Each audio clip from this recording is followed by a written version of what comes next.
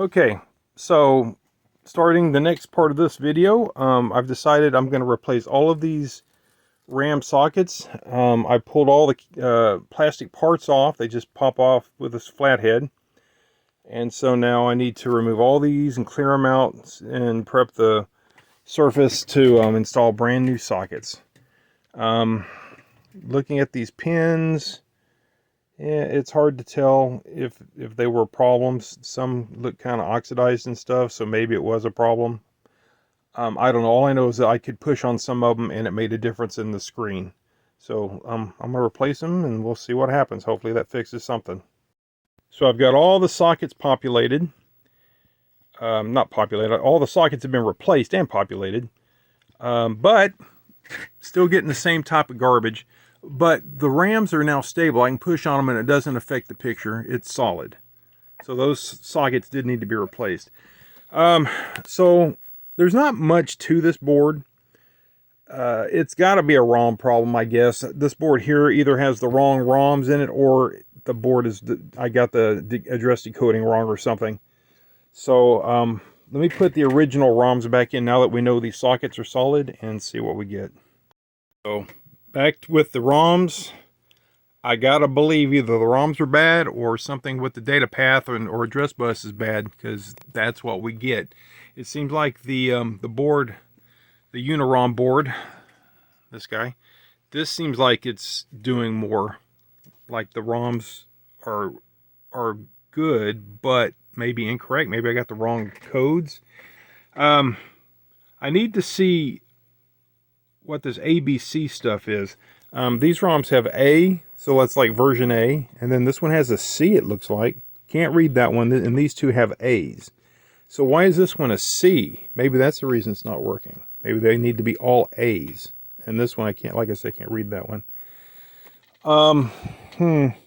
So all the data goes through these two chips here, these 8216s.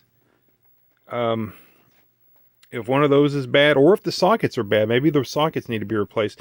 I'm going to probe these and see what it looks like more closely. These chips here are the for the sync, so it's syncing, so I think those are good. And these chips, these bigger chips here, are socketed, and this one's socketed. This one we know we don't have to have. This one is U1. I think that one's not needed to get the game to run, and then this one does need to be is needed. That's what isolates the ROMs. Let's see. This is a 244. This buffers the address lines, I think, for the ROMs. So if it was bad, or if the socket was bad, but I think it's okay because it's a different style it's a different style socket than what was used for the RAMs. These guys have the same kind of sockets as what was used for the RAMs, and they're crap. All right, let me use the scope and probe around for a while. Okay, so after probing around, I looked at these two 8216 transceiver chips, and I believe one or both of those are bad. At least one is bad, I think. Won't know until I get some. I don't have any. I don't believe. I'm going to search and see if I can find them, but I'm not going to find them tonight because it's already late. But yeah, this is what I'm going to replace next. I'm going to leave the original ROMs in for now until I get those swapped out. But that would make sense by the symptoms, because when I have the Unirom board in, the program's running, you see stuff on the screen. So the transceivers are partially working, like some of the bits are getting through to affect the RAM. But these are not needed for the processor to read the program because it's local to the board. It doesn't go through this.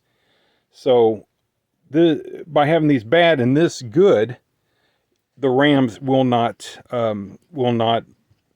have, will not work correctly. They won't be read and written to correctly. So the program will not be able to run. It has to be able to write and read to those. It needs the scratch pad memory to run. So yeah, that makes sense to me.